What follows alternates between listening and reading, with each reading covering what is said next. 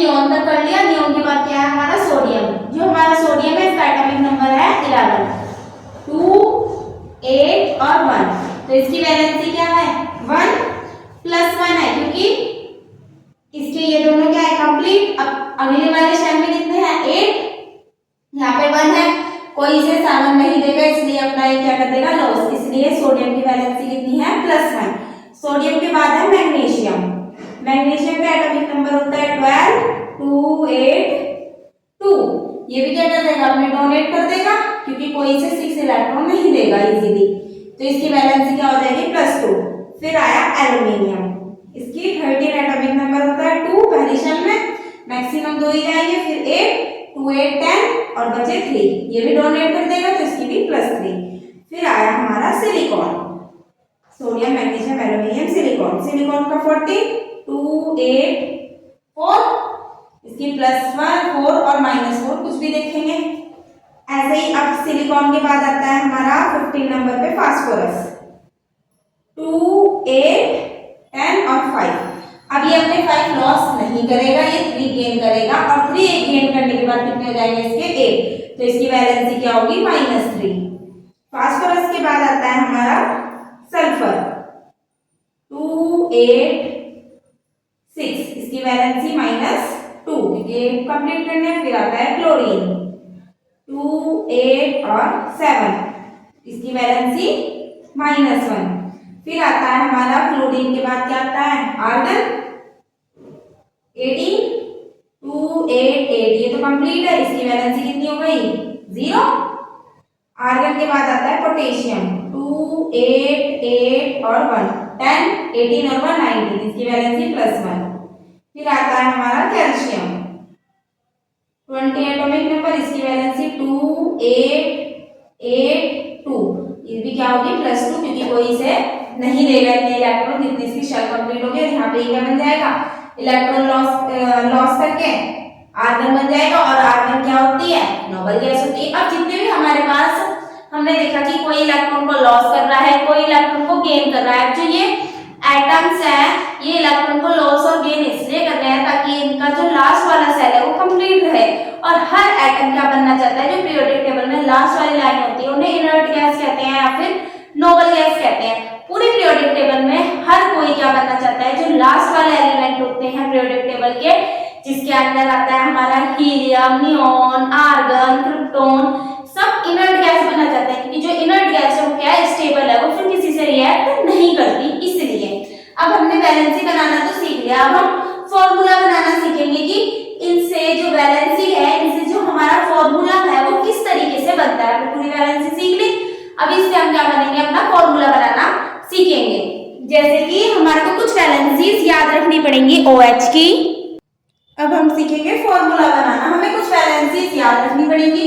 जो OH होता है इसकी -1 होती है, और जो हमारा SO4 होता है सल्फेट, इसकी -2 होती है, CO3 की -2 होती है, और क्या कहते हैं PO4 की फास्फेट की -3 होती है, SO3 की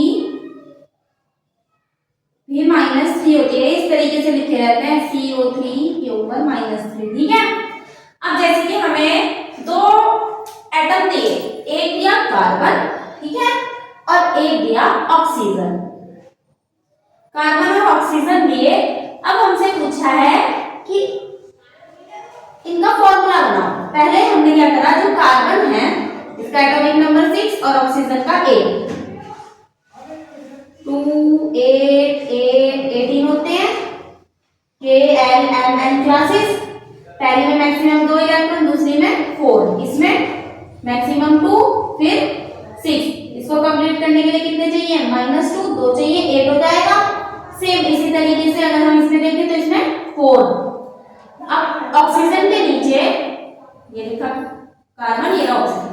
ऑक्सीजन के नीचे लिख दिया हमने 4, प्लस माइनस अभी देखेंगे। इसके पास -2, तो इधर वाला क्या हो गया +4। अब हमें क्रॉस इंटू करनी है, इसकी इसके साथ और इसकी इसके साथ, जो भी है उसके बेस में लिख दो। ये प्लस माइनस तो कट गए, C2O4,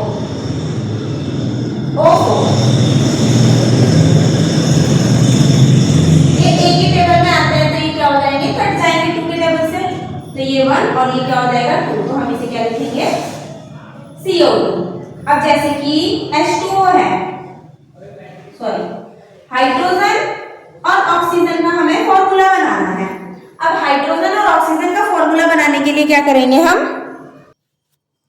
अब जैसे कि हमारे पास किसका हमें हाइड्रोजन और ऑक्सीजन का बनाना है, तो हमारा हाइड्रोजन ऑक्सीजन, हाइड्रोजन का अगर हम देखें 1 ही होता है एटॉमिक नंबर और ऑक्सीजन का 8, तो इसका तो 1 ही रहेगा, इसका क्या हो जाएगा 2 और 6, इसकी वैलेंसी क्या होगी -2, इसकी +1, तो इसके नीचे क्या लिखा हमने +1 और दूसरे के नीचे -2, इनकी क्या करी हमने क्रॉस इनटू, जब इनकी हमने क्रॉस इनटू करी तो H के नीचे क्या आया 2 और O, ये क्या बना हमारा H2O का फॉर्मूला। ठीक इसी तरीके से हमें क्या दिया हमें दिया H और SO4 और कहा गया कि इसकी वैलेंसी बनाओ। अब SO4 की वैलेंसी बनानी है,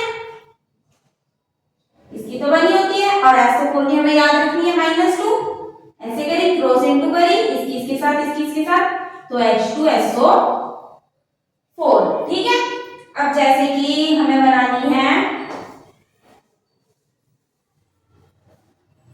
फॉर्मूला बनाना है हमें NaOH का, Na की वैलेंसी, Na का एटॉमिक नंबर 11, 281, वैलेंसी क्या हुई +1, तो इसके नीचे लिखा +1, ये तो होता ही -1 है, ऐसे इनटू करी तो NaOH।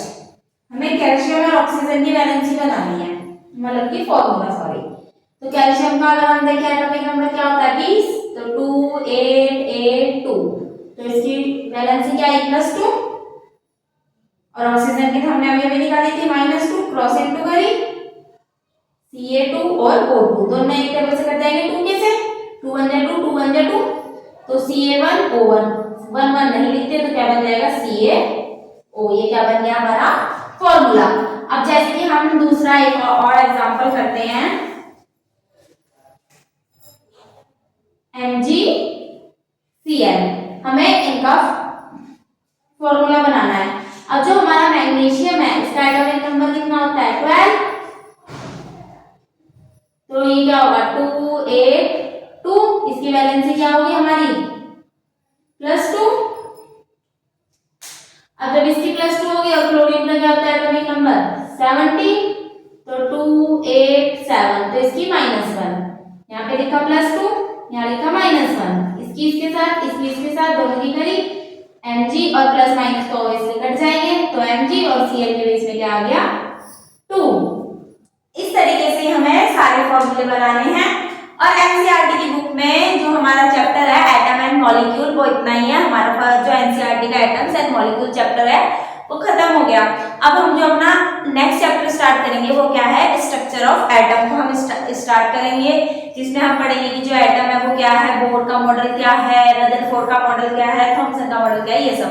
और इस चैप्टर का मैं शॉर्ट में पूरा ब्रीफ दे देती हूँ। सबसे पहले हमने डाल्टन की एटॉमिक थ्योरी के बारे में पढ़ा था, उससे पहले हमने थोड़ा सा इंट्रोडक्शन पढ़ा था कि जो हमारा एटम है वो कहाँ से आया, ये सब।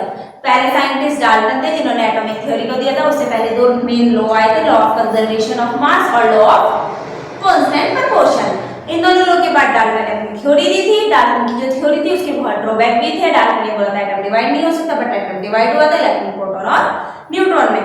सेकंड डाल्टन ने बताया था कि हर किसी का अपना एक स्पेसिफिक एटॉमिक मास और नंबर रहेगा, पर बाद में आइसोटोप और आइसोबार ने इसकी जगह ले ली थी, तो उनकी थ्योरी के क्या थे, ये कुछ ड्रॉबैक थे। इसके बाद हमने एटम के बारे में पढ़ा था। जो एटम होता है वो एक बहुत ज्यादा थिनेस्ट पार्टिकल होता है। हमारे एक पेपर की शीट में मिलियन ऑफ पार्टिकल्स और मिलियन ऑफ एटम से वो हमारे पेपर की पूरी शीट बनी होती है। फिर बर्जीलियस नाम के एक साइंटिस्ट आए थे, उन्होंने जो एटम्स होते हैं उनके अपने जो सिंबल्स होते हैं उनके बारे में बताया था। उन्होंने बोला था कि जो पहला लेटर होगा जो सिंबल का वो कैपिटल लेटर होगा, सेकंड लेटर स्मॉल होगा, और फिर उसने बताया था कि फर्स्ट लेटर कैपिटल होगा, थर्ड लेटर स्मॉल होगा। उससे उन्होंने क्लोरीन का, इन सब का एग्जांपल दिया था।